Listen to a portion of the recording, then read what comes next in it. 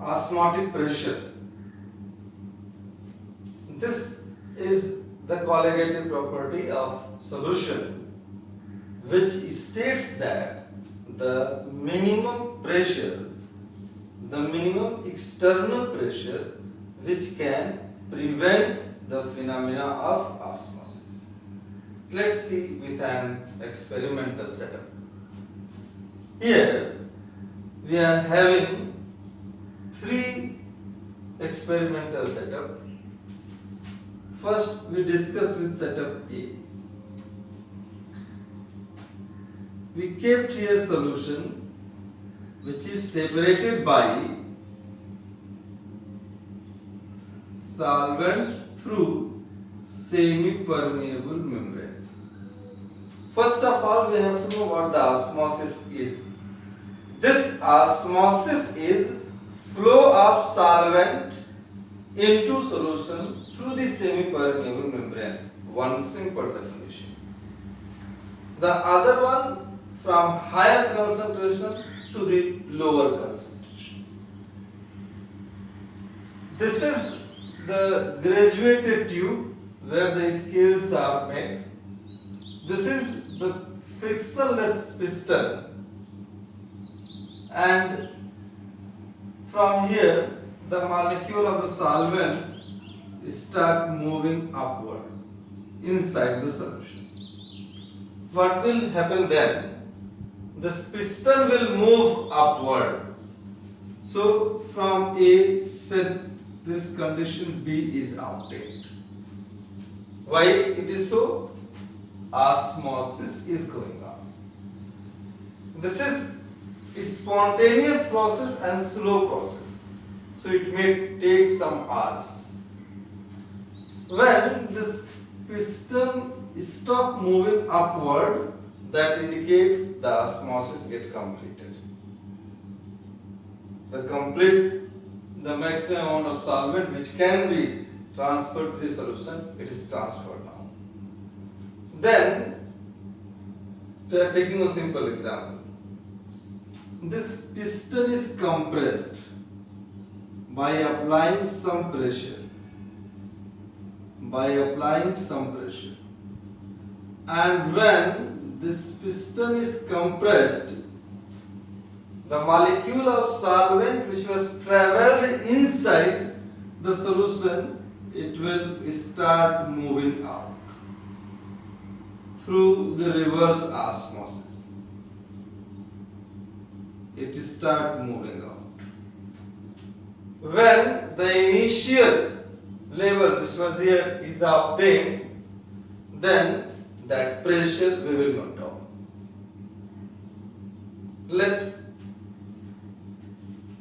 When this initial condition was obtained, at that time the pressure is of 5 atm. Now the third experiment, the same solution, same solvent we have taken, but there is one slight change, and that slight change, we have already applied the pressure of 5 atm. We have already applied over here the pressure of 5 atm. Now the molecule of solvent will not go inside the solution. This molecule of solvent will not go inside the solution. Why it is not going? Because already we had applied the 5 atm pressure. So this is the external pressure which can prevent the phenomena of osmosis. So this 5 atm pressure is considered as osmotic pressure. This osmotic pressure we represent by pi, and we have the law of osmotic pressure as we can have 1/2 Boyle's law, same as the Boyle's law. It states that the osmotic pressure of a fixed concentration of solution is inversely proportional to the volume of solution at constant temperature. Then we have 1/2 Charles law. This 1/2 Charles law states that the volume of solution is directly proportional to the absolute temperature at constant osmotic pressure. Then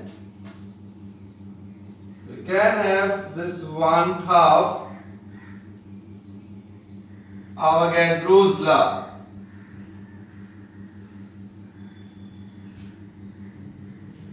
At constant osmotic pressure and temperature, this volume is directly proportional to the number of mole of solute present in the solution. So if we take all these three, we can have pi V directly proportional to NT. So this is equal to pi V equal to nRT. Here this R is the solution constant. The value is 0.0821 liter ATM per Kelvin per mole. Or we can have 0.083 liter bar per Kelvin per mole. We can have it as 8.314 joule per Kelvin per mole.